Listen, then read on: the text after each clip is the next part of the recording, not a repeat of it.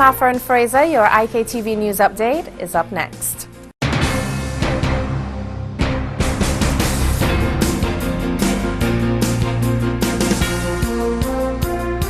Come 2012, primary school students in the region will no longer sit the Common Entrance Exam and Grade 6 National Assessment, but a Caribbean primary exit examination. This decision came out of the recently held 21st meeting of OECS Ministers of Education, which was held in the British Virgin Islands from September 14th to 16th, 2010. The new examination will be introduced in 2012 following a 2-year period of preparation that includes extensive discussion and public sensitization, teacher training, and school preparation.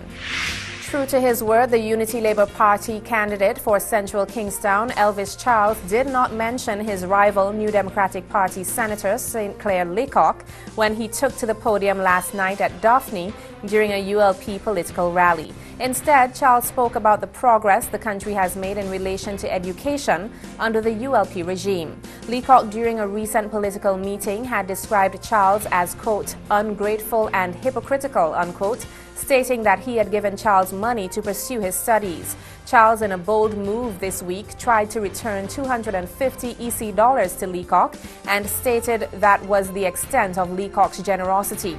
Leacock, who refused the cash, said that was not the correct amount, while Charles revealed that he will not talk about Leacock whenever he takes the podium on the campaign trail. Last night in Daphne, Charles stressed that the ULP realizes that education is the way forward and has embarked on numerous programs to push that agenda. Meanwhile, at the meeting, Minister of Education Gurlin McGill says that in the next 5 years, there will be no one in this country who cannot read or write. McGill stated that the education revolution is being taken to another level. You are going to get a brand new school. And I hear Seth saying to you, it is the best one. But let us wait on it. Because from it, our children are going to get their education. And they are going to continue the education revolution, which is going to stream from the north of this country, and it is going to fill this entire country so that many buildings in Kingstown were built before the introduction of building codes and therefore do not have emergency exits. Sergeant Charles Adams of the Fire Department said this week that it is important for persons to adhere to building codes when constructing new buildings, especially when it comes to security exits, as a lack of these exits can pose serious problems for firefighters in the event of a fire. He said that while many buildings were constructed before building codes were established, the fire department is working to have emergency exits built into structures which already exist. Sergeant Adams added that the department is also carrying out sessions where they discuss fire safety measures with the public. Voting in the GE Eco-Imagination Challenge ended at midnight. Over a 10-week period, 3,585 ideas were submitted from all over the world. At the close of voting, We Electricity had 3,285 votes and was ranked 6th. GE is now evaluating the voting and will announce the final voting result on Thursday, October 7th. Yesterday, youths from across St. Vincent and the Grenadines were given the opportunity to voice their opinions on issues ranging from national development to crime. The youngsters were given the freedom to speak during a youth conference which was organized by the Youth Affairs Department in the Ministry of National Mobilization, Social Development, Youth and Sports. The forum came as part of activities being held to observe Youth Month and was held in collaboration with the National Commission on Crime Prevention, NCCP. Director of the Youth Department, Carlos Williams, said the conference coincided with Commonwealth Caribbean Youth Day, which was observed throughout the region yesterday. According to Williams, the main objective of the conference was to develop a commitment with the nation's youth so they can have active participation in matters of national interest. If the U.S. government has its way, Jamaican reggae superstar Buju Banton will remain behind bars pending the outcome of his retrial in December on cocaine and gun charges. In documents filed in the Sam M. Gibbons Federal Court, James Preston, the assistant U.S. attorney for the Middle District of Florida, said that Banton, whose registered name is Mark Myrie, was a flight risk, while urging that a bond motion filed on behalf of the entertainer should be rejected, quote, without any further hearing, unquote. Buju Banton might remain behind bars pending the outcome of his retrial in December. Defense attorney David Oscar Marcus said on Tuesday filed the motion for bond a day after Banton's cocaine and gun possession trial was declared a mistrial because a 12-member panel of jurors was unable to reach a verdict at the end of 3 days of deliberation. Among other things, Marcus stated in the document that Banton was not a flight risk because of his fame and that he was only denied bail before his trial that started on Monday, September 20th, due to the revocation of his entertainment visa upon his arrest. Marcus stated in his filing that if the federal court were mindful to grant Banton bail, he would also seek bond in the immigration court to prevent his client's deportation so he could face his retrial. The bail hearing is tentatively set for October 6th, at which time a date for the retrial will be agreed. Authorities in Nigeria have recovered 15 school children who were whisked away by kidnappers earlier this week, a police spokesman said Friday. The children were rescued by police late Thursday in southeastern Nigeria's Abia state, according to Yeni Ajayi, a deputy national police spokesman, who said the 4 gunmen holding them escaped. The gunmen boarded a school bus carrying the nursery and elementary school children from Abayi International School and took the children away. The kidnappers contacted the children's school located near the city of Aba and demanded 20 million naira, or around $130,000. Abia State is often referred to as the kidnapping capital of Nigeria, since abductions occur there on a weekly basis. Let's take a look now at the weather with Al Archer.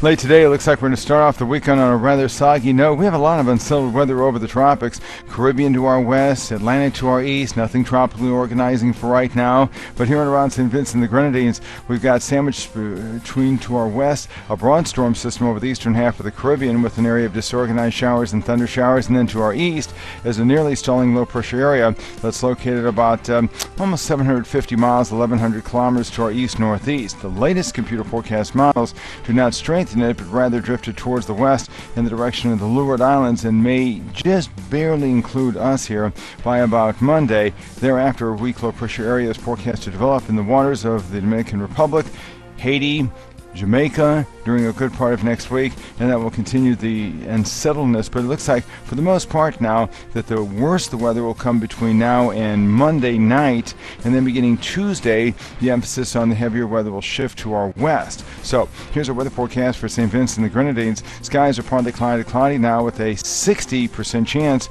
of showers and thunder showers right on through Monday night. The activity that develops over the weekend will come in mostly from the south, slowly. Temperatures at night drop to 78 Fahrenheit, 26 Celsius. The high is up to 87 Fahrenheit, 31 Celsius. Here's our marine forecast through Sunday. Winds will be coming in out of the east to southeast for tonight, but south 10 to 15 knots Saturday and Sunday. All the while seas are running just over 1 to just over 2 meters in southeast swells through Sunday. And checking tides here in Kingstown. Here tonight we have a low at 7:11, a high in the morning at 12:33, a low in the morning at 5:32, and a high Saturday morning at 11:56. I'm meteorologist Alan Archer. A lot of clouds, showers, and thunder showers for this weekend here on IKTV. It's all about you. Stay with us. Sports is up next.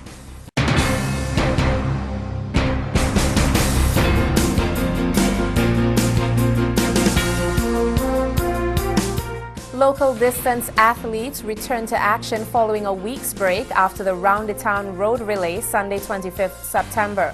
This time the action will take them to the Diamond Industrial Estate site for the National Properties National Cross Country Championship Sunday 10th October.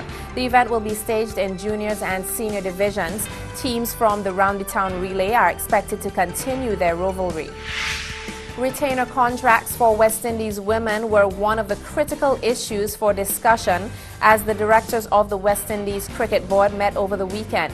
West Indies women's cricket remains extremely far behind the men in the level of organization of tournaments and remuneration. The WICB directors now seem set to move women's cricket to the front burner with their decision to offer retainer contracts, if only to a handful of the current members of the West Indies team.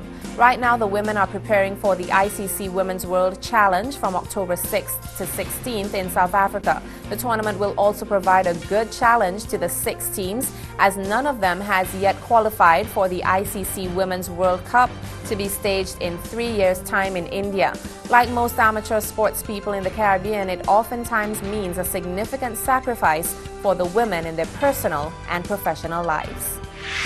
The Barbados Football Association BFA spent more than $250,000 on women's football last year, but only $1,500 on the national senior men's team program. This was revealed in the BFA's audited financial statements for the year ending June 30th, which were circulated to club delegates at last Sunday's annual general meeting. The statements, which showed BFA's assets at $1,727,940, inclusive of $228,028 in cash at the bank, were audited by Brian F. Griffith and Company Chartered Accountants.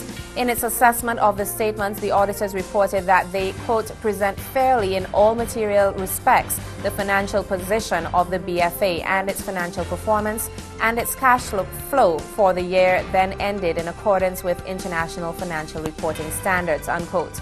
Out of the BFA's overall expenditure of over $900,000 during the past year, over $200,000 was dispersed on the women's program. Another $400,000 was spent on football administration and over $200,000 on general admission, with rent for its Richmond Welch's St. Michael office accounting for $40,600.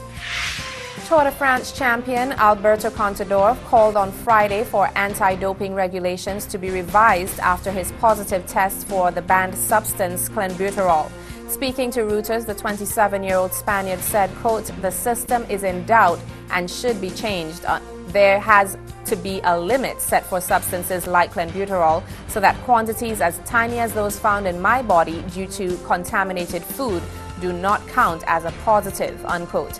Contador categorically refuted rumors of a possible blood transfusion during the tour.